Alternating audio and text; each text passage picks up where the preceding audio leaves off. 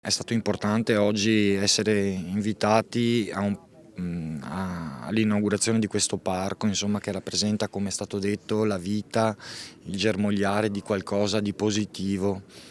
E speriamo, insomma. Cosa ha provato allo scoprimento della targa quando ha visto il nome di Giulia? È triste sapere che lei non c'è più e che ormai ci restano le targhe, e i libri.